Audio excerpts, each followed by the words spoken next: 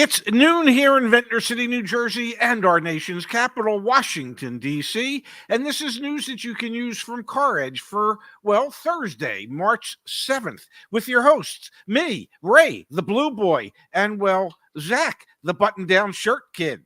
What's going on today, handsome? Let's jump right into it, folks. Today's show brought to you by us, CarEdge, me and my dad and our team behind the scenes. Go check it out. We've got all of our offers for the month of March. And Dad, offers are what the industry is in store for. This headline, Dad, in Ward's Auto, major car markets and OEMs have stopped growing. This is not the first time you and I have talked about this. The auto industry, for many of the automakers out there, are at a standstill. So today's conversation will be about this. And if I can, Dad, I'd love to give you an example of why the auto market is at a standstill like it is right now. Let me pull up this other page on my screen. Dad, you have customers reaching out to us on a daily basis with messages like these. Hi, Zach. I have a 2022 Ram 1500 Bighorn with low mileage, approaching 6,000 miles, and I'm paying $918 a month, and it has a payoff of $48,000. Due to recent financial constraints, I would like to either eliminate or reduce the outgoing expense. I have looked at a couple of the, quote, will buy your car websites, caredge.com/sell being one of them, and the offers are around $35,000.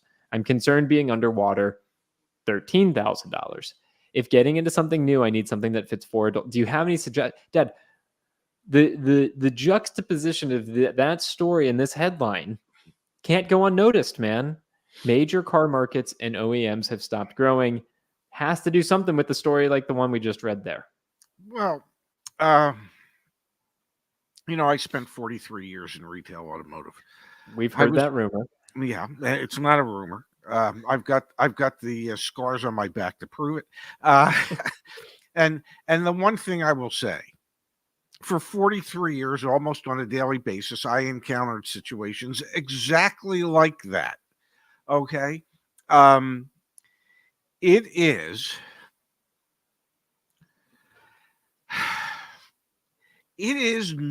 unfortunately normal for people to get in over their heads when it comes to buying a car.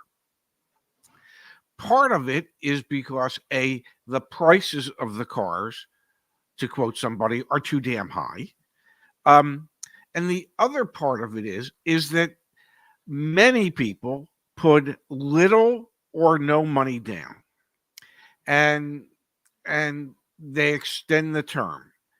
And when you put little or no money down on a depreciating asset, you are just asking to be buried under an avalanche of owing more money on that vehicle than what it's worth. And that started the day you signed the contract. So Dad, I feel bad for this customer. I really do. I felt bad for customers on a daily basis. But it's that old saying, you can either pay me now or pay me later. If he's upside down 13 grand, he's got to come up with some money. But pull it back to the fact that the data shows for the last decade, Dad, automakers, not dealers, but automakers and the entire car market has actually been stagnant and in many cases contracting. There are a few automakers that have actually grown their book of business. Toyota is an example. Hyundai, Kia is an example. And you've got to imagine customers like this gentleman who reached out to me this morning seeking help, Dad, are not, they're not the exception to the norm. Many people are in this type of situation and they would love to go buy that new Ford F-150. They would love to go buy that new vehicle, but the OEMs are actually stagnating. They're shrinking, contracting the market because they are simply producing vehicles that someone like this gentleman can't afford. They're taking people out of the market. To me, that is the clearest sign we have seen, and this is the point of that article in Ward's Auto. There is going to be a race to the bottom that happens. I don't know when. They don't know when. And the race to the bottom means price cuts and a grab for market share. Because eventually people are going to remember that growth is what excites investors. And investors are the ones that pay these executives a boatload of money to increase the stock price. So it feels like we're in a cycle right now. To me, at least, it does, Dad. And the only thing I can see is a decade of stagnation in the auto industry. Stories like this, it's going to lead to massive price cuts. It's going to lead to a real aggressive market share attack from these automakers? I said it in the headline below my name. Huge price cuts coming, and so is Easter. I don't know which is going to get here first. My guess is it'll be Easter. Um, but yes, if if the new car market globally and in the United States has been relatively flat or stagnant for the last decade, and it has been with very few exceptions. Uh, at a certain point, everybody is going to fight for a little bit more of market share. How do you get that market share?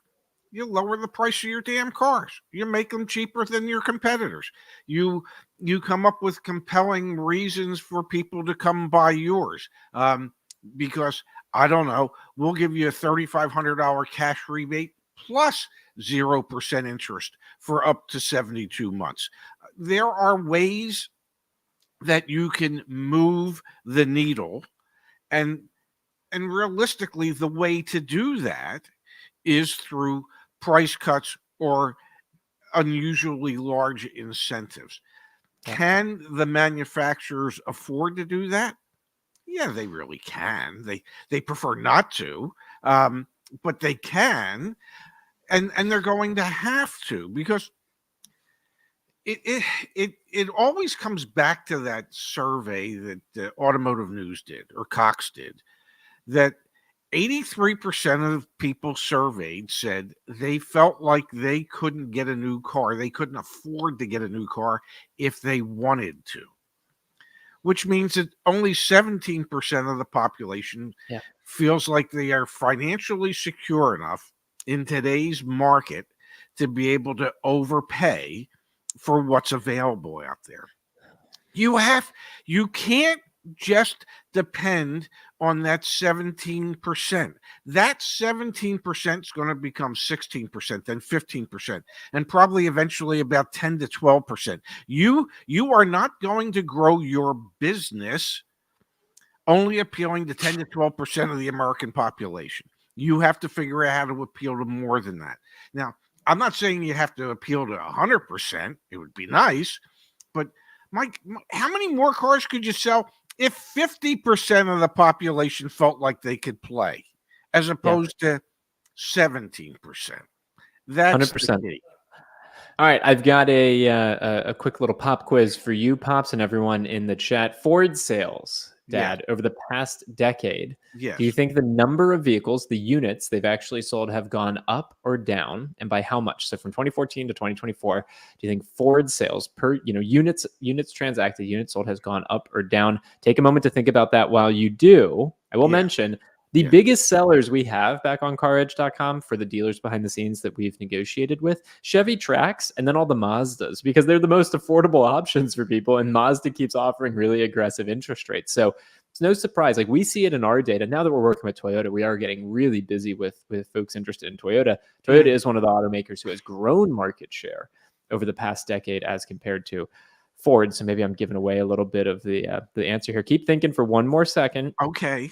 Tony wants to know, and Tony, thank you for the kind contribution. Are Jeeps coming down in price? Yeah, absolutely. We're seeing the MSRP reductions on some of those vehicles. We're seeing dealers give very aggressive discounts on those vehicles. Not enough, I don't think. I think we need to see even more from the automaker, from Jeep itself. But yeah, Tony, we are definitely seeing Jeep prices come down. So what do you think, Dad? We've got some guesses here in the chat. Shaylek says down 58%, down 15%. What do you think has happened? Down 12%? I think Ford sales are down. Yep. I read the article. I'm supposed to remember what I read, and if I remember correctly, they're down 38%.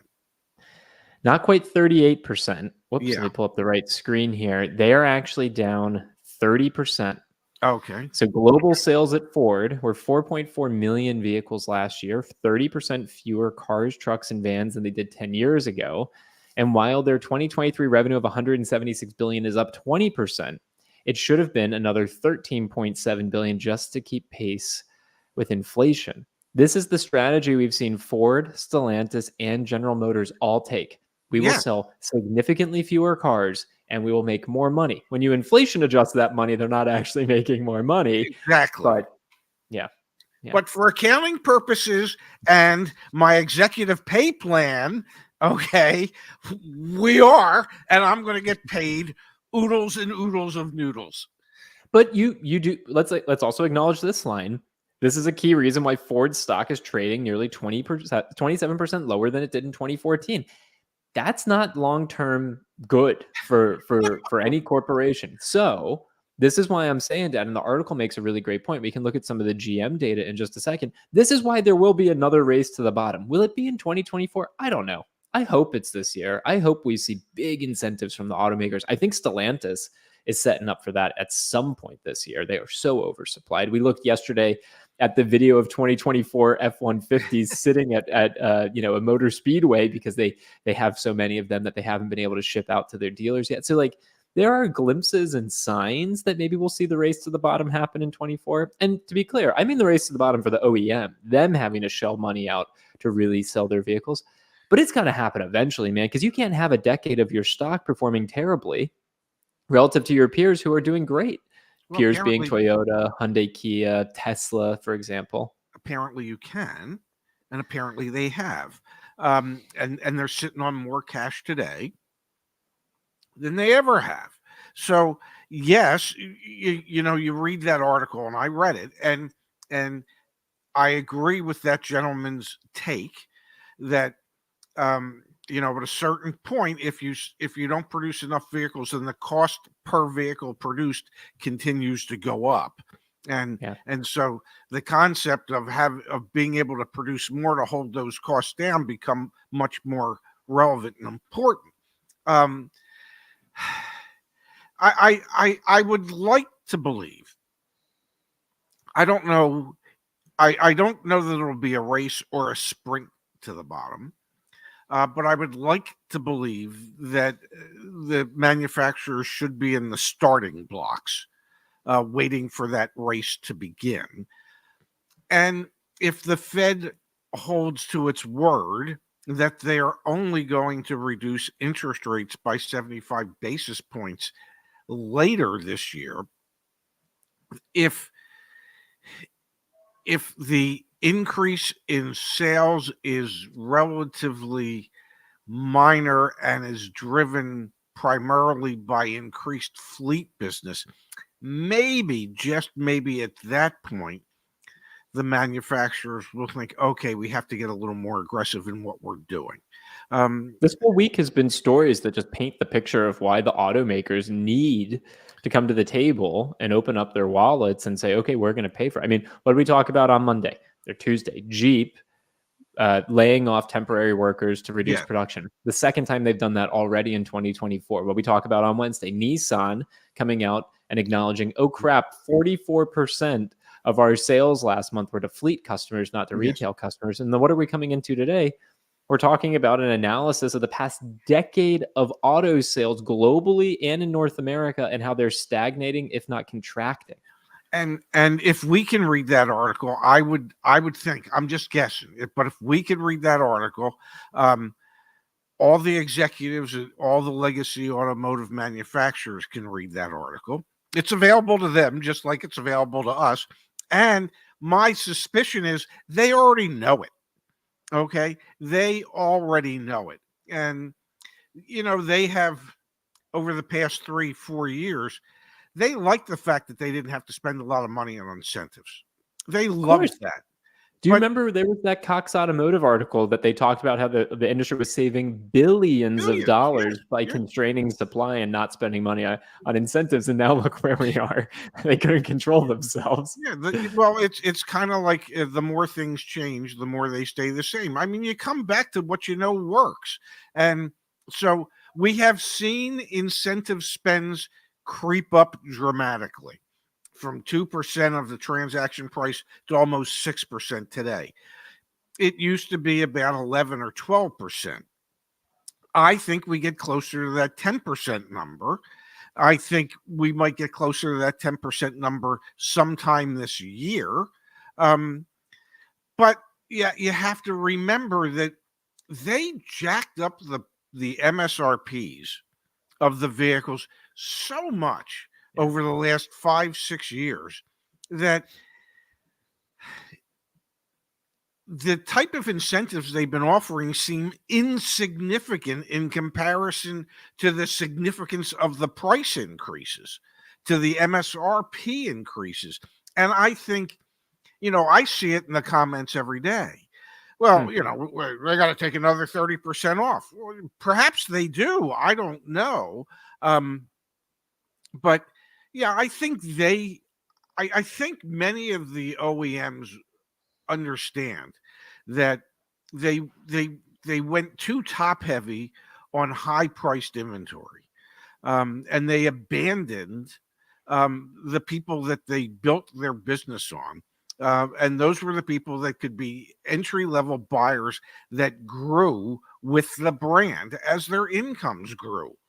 You and I haven't even talked about that this week, is the lack of brand loyalty. There's all sorts of research out there now that demonstrates and shows that consumers during the past 18, 24 months when car prices went through the roof and availability of inventory was very, very sparse, the loyalty to a particular brand plummeted and continues to stay quite low. And I think that's because people don't trust the automaker. Why? I mean, I hate to say it, but like, the dealer is the least trusted, entity out there. That's what all the research shows, and the automaker is not particularly trusted as well. So you end up in this gulf or void, excuse me, of trust, and then people just. I hate to go back to the story from this morning, but then you just have people like this gentleman who just want to get out of a $918 a month car payment, but they're $13,000 underwater. Like, they don't care. They just want to find something that they can, work with. And that $13,000, if he doesn't have the $13,000 to cover it, that $13,000 represents $260 in his payment on his new, And the loan to value, Dad. And the Yeah. loan to value. Like, to get approved on a new car loan rolling in $13,000. Like, That's and the whole reason he wants to make the move is he wants to cut his payment from $900 a month to $450.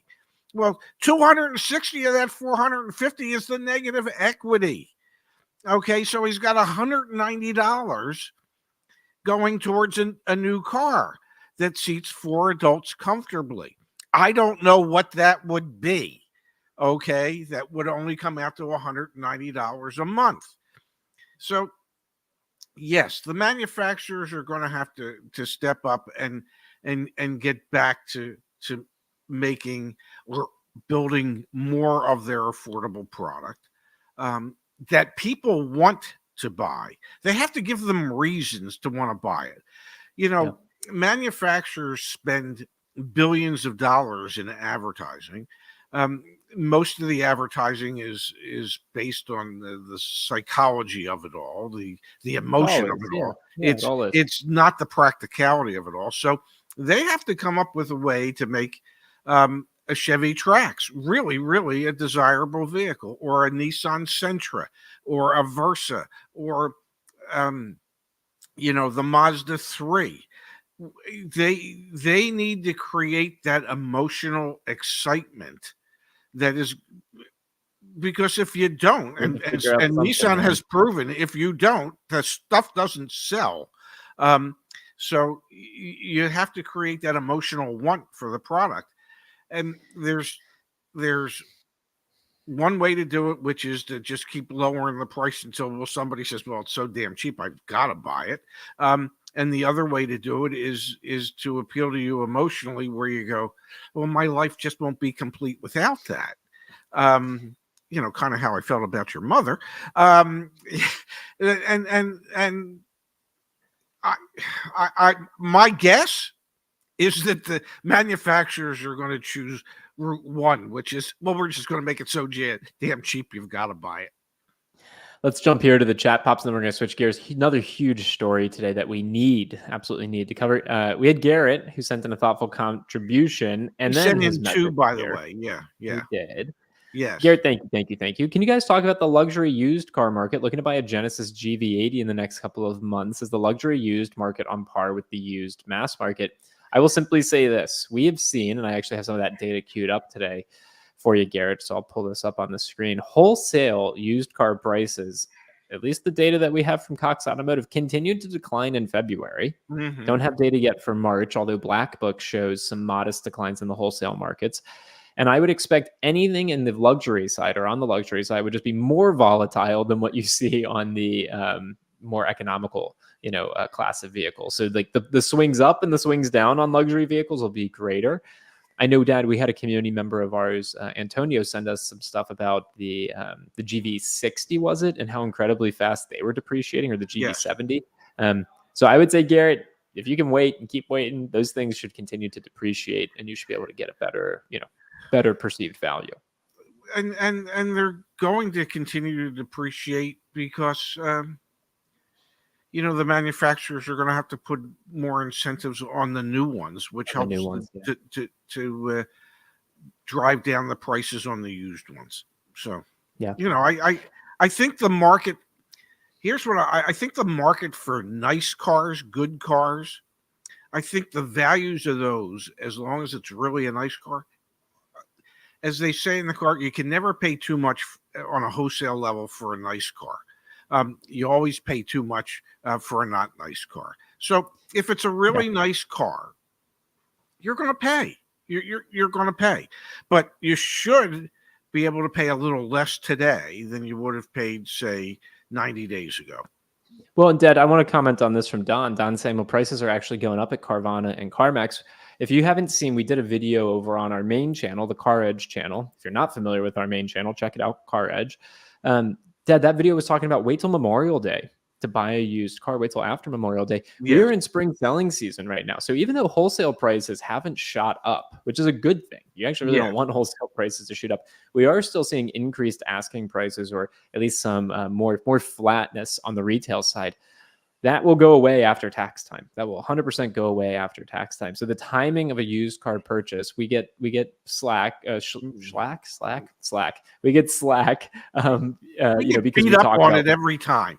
People. But it's good advice. It's really good advice. Yeah, but people beat us up because we make it. Well, I don't know. I remember in October and November we were telling people the best time to buy a car, new or used, is the last week of December.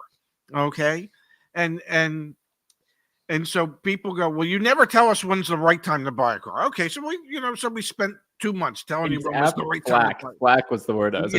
Used cars after tax time, new cars end of the year, used cars also end of the year. All the other videos are going to tell you don't buy a car. But if you do need to buy a car, check out our website. But here's my point.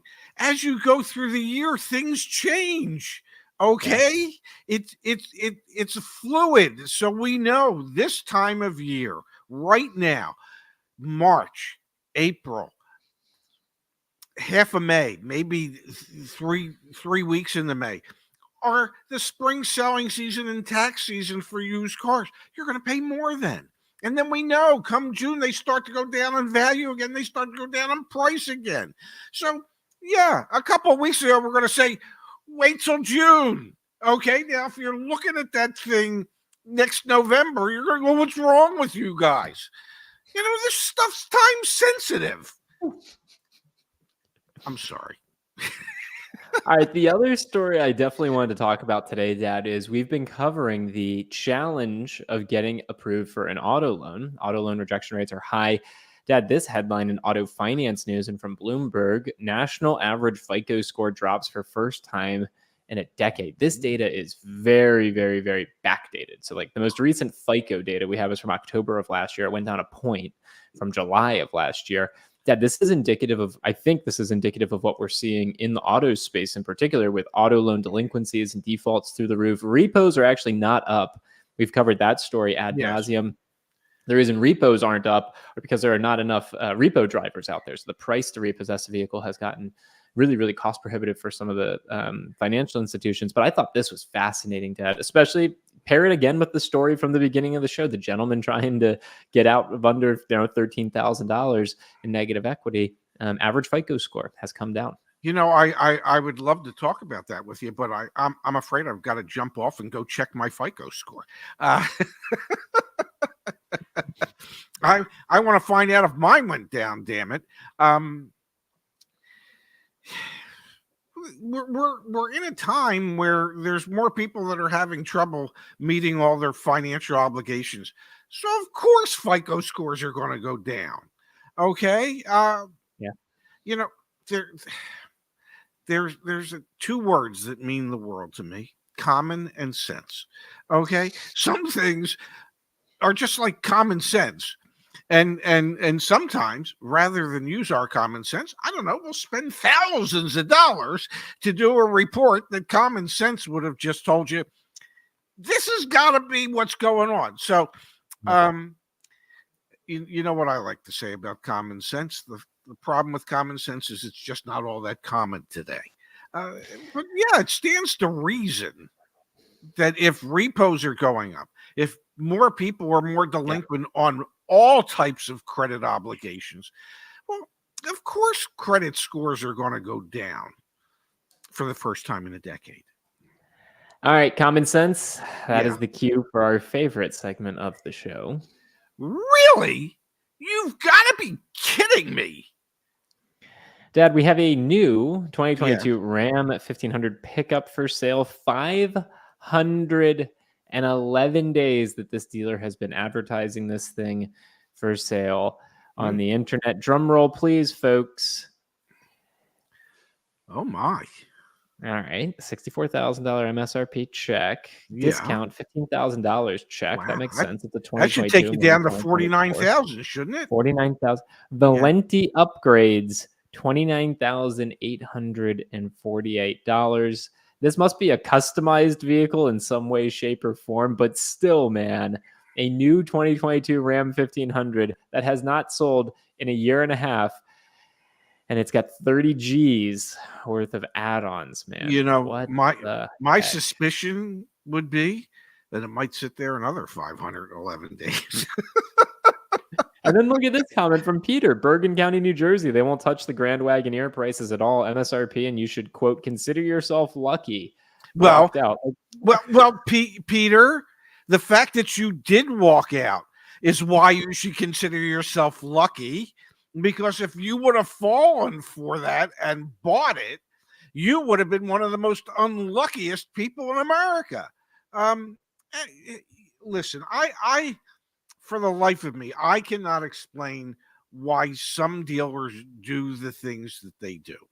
It just it's contrary to the concept of you want to move as much metal as you can as quickly as you can because you're not in the collectible business. Okay, not one vehicle that you have on your lot is like a real collector's item. So you know, why would you? First of all, why would you add $30,000 worth of crap to a Bighorn? And that was a year and a half ago, and maybe they thought a year and a half ago, hey, yeah, we should be up. There is the object of the game is to turn your inventory as quickly as you can. Have as many turns during the course of a year as you can. Not, not, not the fine wine theory of cars is in that, well, they're like a fine wine. They're going to get better with age and they're going to become more expensive. They're not. I worked for a dealer who thought that. It didn't work out for him either. Okay, that doesn't work that way. These are not fine. These turn into vinegar. Okay, so just dealers, if you get a legitimate offer, sell it. It's replaceable. Every car or truck that you have is replaceable. Every one of them. You can find another. The manufacturer will figure out a way to get you more. They usually do. In some cases, when you're a Stellantis product dealer, they're going to beg you to take more. So just move the metal. Just really. Car dealership guy over on Twitter has a great interview on his podcast with a dealer Yeah. talking about, like, they don't make money selling cars. They make money selling all the ancillary things. And that's like 100% how the business. Yeah. You know, I was in the business for 43 years. and I was on the sales side of things. And dealers look at front end profit and back end profit and service profit and parts profit. And why you break it down to these little fiefdoms? Well, if you're a salesperson, you're only going to get paid on the sales side of things. If you're in service, you're only going to get paid on the service side of things. Mm-hmm. Profit's profit. Who gives a damn where the hell it comes from? Okay? It's like, I did work for somebody who used to say when I would say, I took a short deal on the front, but I made $3,000 back in finance. And his response to me was, well, Ray, one has nothing to do with the other. They're independent items. And my response is, they are not. Okay? Profit is profit. I don't care where it comes from. The whole concept of this is to figure out how to make profit so that you can survive. So when I was at Scottsdale Acura, when we were at 68th and wherever the hell we were, in South Scottsdale, 68th and McDowell. I worked for a general manager who said, your pay, Ray, is not only based on what the new car and used car departments do, but your pay will be influenced by what parts and service does. Who do you think was really interested in helping parts and service generate more money? Let me raise my hand. I was. Because the more I could help them make more money, the more money I was making for myself. Profit's profit. I don't give a damn where it comes from in the dealership. And so if you're a sales guy, don't just get paid on, whatever the front end gross was. Get paid on whatever the front end gross plus what the F&I gross was. Because that's all the profit in that side of the deal. Get paid on both portions of that, not just the measly little bit that you can get to get the customer to say, okay, I'll take it. It's just, I'm done. I'm off. You want to cool down with a quick dance? Hey, yeah, buddy, here we go. We're okay. There we go. That was for $1.09 for 99 cents. That's all the dancing you get. Oh man, we have too much fun here. Again, folks, CarEdge.com. If you read the origin story, go way back in the time machine. Me and my dad, this is what we've been doing for 4 years now. Please go check it out. Read all of the 3 free resources, guides, things like that up in the top right under resources. And just in general, we appreciate you checking out what we have to do. We've got an awesome team behind the scenes. Pops, let's do it again tomorrow. Thank you for ranting, raving, and spending some time with me. Yes, sir. You'll be in New York tomorrow. Will you still have time for the? So will it sound like you're broadcasting from the bathroom again, or an elevator shaft? I'll take some stuff with me. I should be okay. Okay. Just double checking. I should be okay. Thank you, Pops.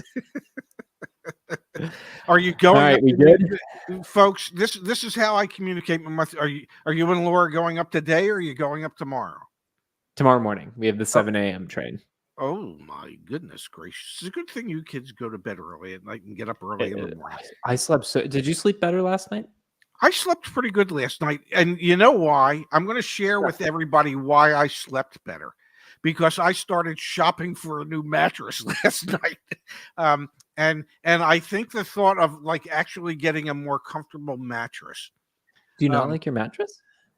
Well, let's face it. When I bought the place, I bought it furnished. I've since changed 99% of the furniture in the place. But the mattress was an IKEA mattress. That stuff was bought in the early 2000s. And so I have a Tempur-Pedic mattress topper on it, but it's not as comfortable as I would like it to be. So I believe today, sometime, a visit to Mattress Firm is in my future. Okay. And I want to, because, hey, I'm an old man. I should be comfortable at night. I should make sure I sleep well so I can live longer. So yeah, I think the reason I slept well last night was because I was considering a new mattress. Perhaps Mattress Firm would like to consider us for a sponsorship deal. I don't know. You are shameless. You just realized that? Uh, You're funny, man. All right, well, enjoy mattress shopping as much as you can. I'm pretty sure mattress shopping is pretty painful, so Godspeed there. I'm gonna try and get a haircut today. Laura did my hair this morning. I think it looks good. What do you think? no, your hair looks great. I think I was with you last weekend. I need to get it cleaned up on the sides. Yes. Don't go to know, Frank's right? butcher shop again. Okay. Where you asked for the sirloin and he gave you something other than that. That was the last haircut I got. Was that? No, I think you had one trim job since then. Did I get a trim job? I think so. So yeah, just get cleaned up a little bit, but yeah, the world knows I'm jealous of your hair. A, because it's curly, and B, because you have so damn much of it. So we'll be back tomorrow, folks. 12 p.m. Eastern time, 9 a.m. Pacific. Dad, I love you. Enjoy the afternoon. Enjoy shopping, and thank you, folks, for being here with us. This is really fun as always. Yep, I love you too, handsome. I'll talk to you